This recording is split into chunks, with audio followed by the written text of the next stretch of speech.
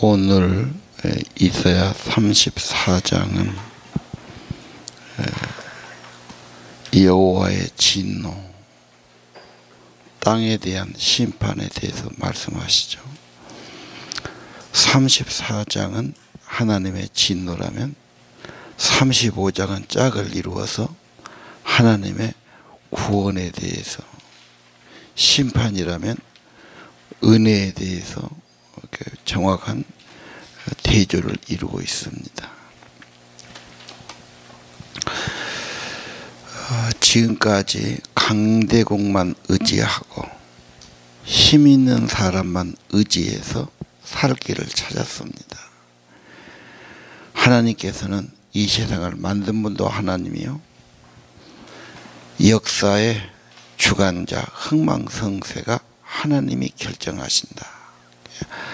하나님의 손길 하시는 일을, 그 역사를 성경을 통해서 배워야 된다.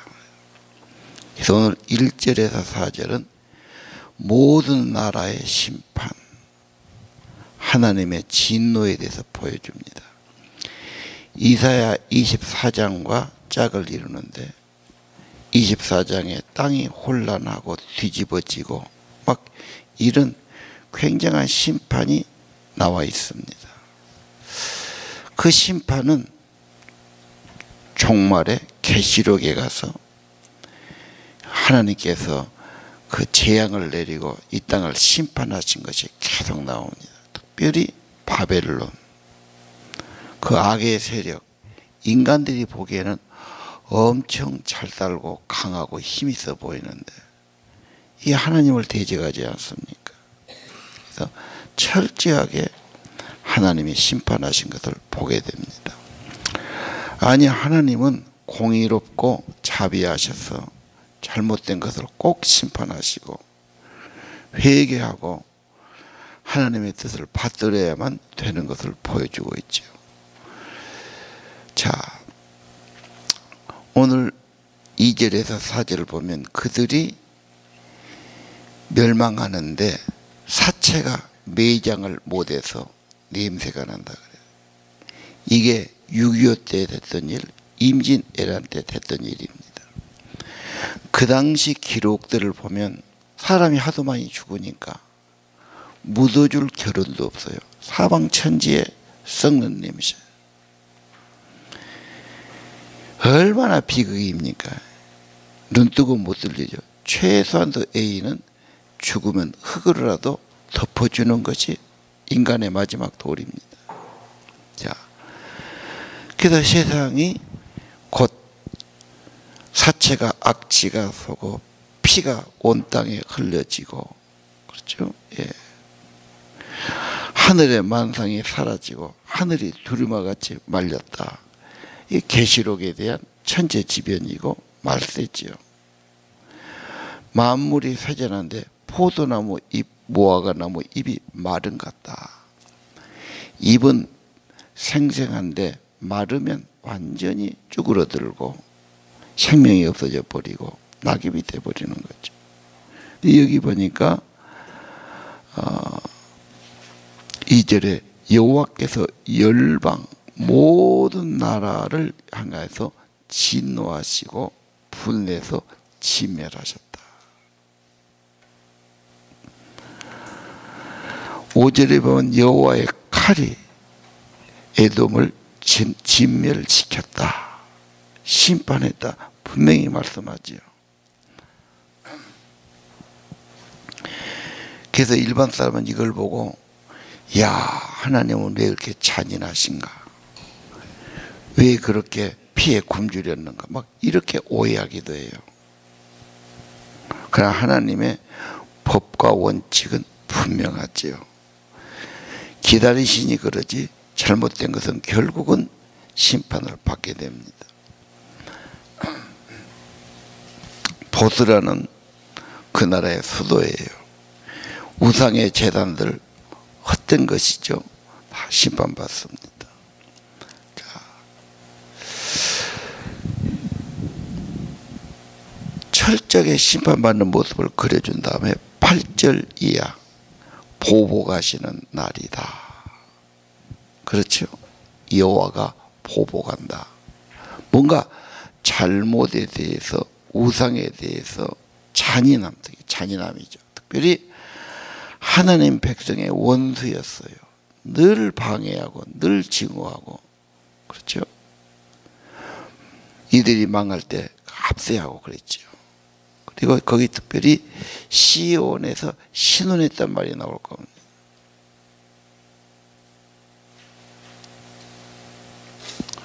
뭔가 그들의 호소를 갚아주시는 겁니다.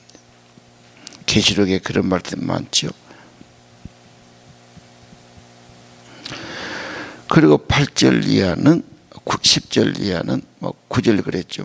역청이 되고 유황이 되고 소돔 고모라가 철저히 멸망하는 그런 본보기를 지금 말씀하고 있습니다.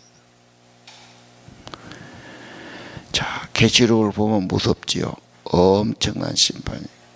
그러나 계시록의 본뜻은 구원이지요. 회개지요. 우리는 이 심판이 우리하고 상관없다고 생각합니다. 그러나 하나님은 엄연하게 똑같습니다. 모든 사람은 마지막에 하나님 앞에 가서 백보자 앞에 서게 되고 심판을 받게 되지요. 행위의 책을 따라 심판을 받고 생명의 책에 이름이 기록된 자는 구원을 받지요. 이것이 성경의 결론이 아닙니까? 그래서 하나님을 경외해야 되고요. 회개해야 되죠. 8절 그 날이 있어요. 기다리셔요. 회개하기를 기다리죠. 돌아오기를 기다리죠. 죄를 벗어야지요. 죄를 놔두면 죄가 점점 많아지고 흥황해지면 이 사회가 살아가서, 그래서 죄 지은 사람은 잡아다가 벌 주고 감옥에 가두고 그래야 현실이 유지되는 거예요. 그렇지 않으면 악한 자들이 가만히 있겠어요. 욕심 부리고 힘 있는 힘으로 하고 이 세상은 살 수 없는 세상이 됩니다.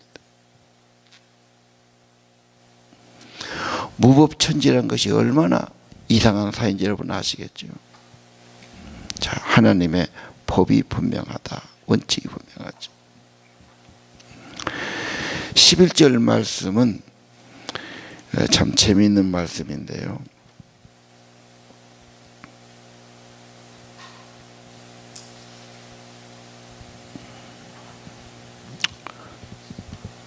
그 땅은 그 이상한 짐승들이 있죠. 당아새, 고슴도치, 부엉이, 까마귀.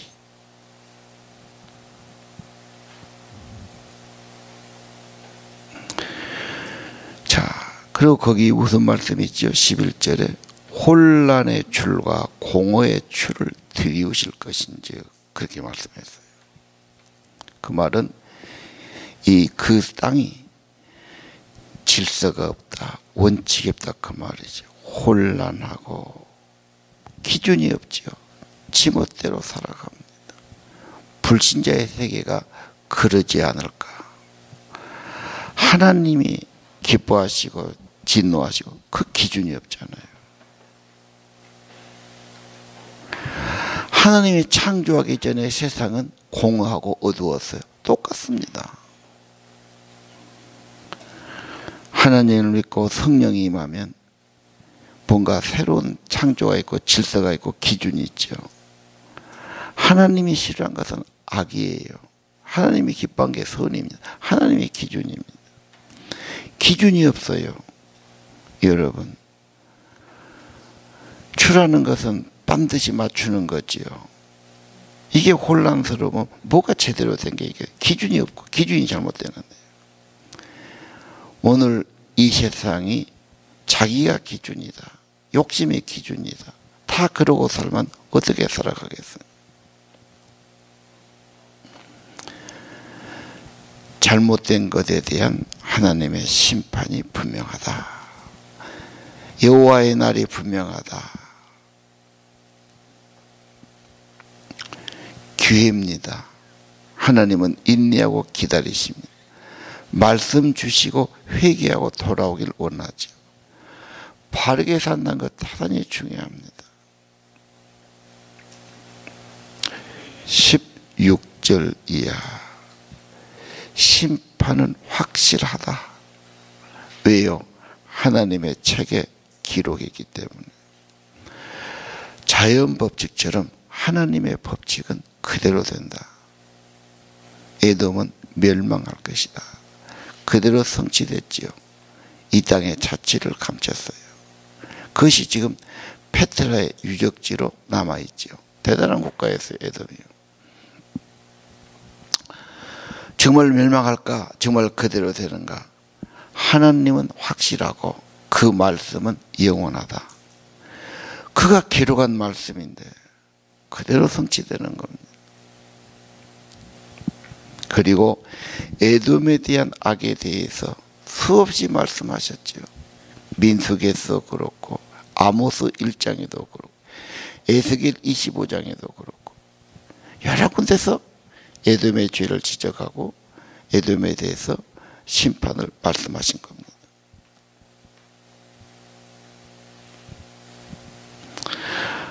하나님의 책은 16절 여호와의 입에 명령을 기록한 것이 하나님의 성령으로 그것을 모아놓으셨다 그랬죠. 그래서 우리는 하나님의 말씀을 소중히 여기는 겁니다.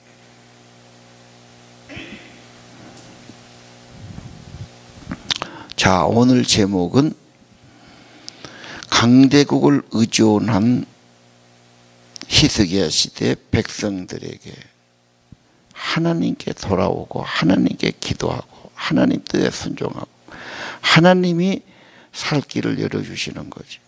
강대국이 열어준 것이 아니다. 누구를 의지하느냐? 그들은 너희들을 잡아먹을 거다 그 말이에요. 어떤 분은 이렇게 했어요. 세상 의지하거나 사람이나 힘을 의지하지 마세요. 진짜로 하나님을 의지하십시오. 기도는 그런 거지요. 피조물을 의지하겠습니까? 창조주 하나님을 의지하고 간구하고 도움을 구하세요. 교인들이 목회자가 기도해 주고 말씀 전하는 걸로 끝나지 마시고 내가 직접 하나님께 나가서 구하기도 하고 말씀도 받고 하나님께 구해야 됩니다. 그렇게 하도록 길잡이 역할을 해드리는 거죠. 꼭 기억하셔야 돼요. 나는 듣는 것으로 예배드린 것으로 다 그러면 안 됩니다. 내가 하나님 앞에 나가야 됩니다. 하나님의 임재를 구해야 됩니다. 내가 스스로 돌이켜야 됩니다. 말씀 먹어야 됩니다. 식욕이 있는 사람은 건강한 사람, 음식이 맛있죠. 애들도 잘 먹는 애가 확실히 건강해요. 안 먹는 애는 늘 잔병치레예요. 밥을 먹지를 못해서 음식을 먹여주고 미음을 떠먹여줘요. 그건 정말 중환자예요. 하나님 앞에 직접 나가서 목회자가 우상대도 안 돼요. 하나님의 도우심, 은혜를 구해야 됩니다. 하나님 앞에서만 회개해야 됩니다. 언제나 생명의 주, 만물의 주 하나님께 직접 나가서 구하시기를 바랍니다. 왜 심판했느냐? 하나님 백성들이 부르짖고 신원해달라고 호소하고 갚아달라고 하나님이 그것을 심판하신 겁니다. 오늘 심판은 황무하지요. 메마르지요. 낙엽이 얼마나 비참합니까? 그런다면 우리가 하나님의 신뢰를 회복해야 되겠고 하나님 앞에 회개해야 되겠고 진심으로 나가서 하나님 의지하고 힘과 도우심을 구해야 합니다. 1절 보십시오.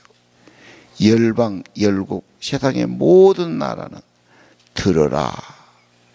민족들이여 귀를 기울여라. 땅과 땅에 충만한 전 세계 모든 들을지어다. 세상은 죄로 인해서 하나님이 진노하시고 탄식하시고 심판이 진멸하실 것이다. 죽음을 당할 것이다. 비참한 모습이지 않습니까? 돌아와야지요. 그 돌아온 자들은 언제나 하나님이 구원하시고, 그렇죠. 회복시켜 주신 모습을 35장에 말씀하십니다. 24장 한번 다시 한번 돌아가 보시죠. 24장에 본 땅을 벌하는 여호와. 이 땅은 너무 인간의 죄가 깊이 있어요. 인본주의예요. 물질주의예요. 쾌락주의예요. 그냥 막 자기식으로 살아요. 하나님 없이 살라고 그래요. 그래서 하나님께서 모든 사람은 가진 자나 안 가진 자나 배운 자나 안 배운 자나 모두에게 임한다. 3절 땅이 공허하고 황무하게 된다. 슬퍼하고 쇠약하게 될 것이다. 왜? 5절에 율법을 범하며 율례를 어기며 영원한 언약을 깨뜨려서 저주가 삼켰다. 회전한단 말이 쭉 나오죠. 예. 13절도 세계 민족에 이런 일이 다 있을 거다. 남은 것이 중요하죠. 여호와는 살아계시고요. 하나님께 돌아온 사람들 마지막에 뭐답니까? 21절 여호와가 높은 데서 군대를 벌하시고 왕들을 벌하시고, 그렇죠. 그때 23절 해와 달이 부끄러워할 것인데 만군의 여호와의 영광 너무 밝아서요. 여호와는 시온산 예루살렘에서 왕이 되시고 그분의 영원한 날을 바라봐야 합니다. 돌아가야 됩니다. 그리고 25장에 하나님의 구원에 대한 찬양이 쭉 나오지요. 34장과 5장도 같습니다. 오늘 말씀 의지해서 나는 언제나 하나님 앞에 나가서 내가 그분을 구하고 내가 고백하고 내가 그분을 진짜 의지하고 내가 힘을 얻고 내가 그분의 은혜로 회복되기를 원합니다. 기도합시다.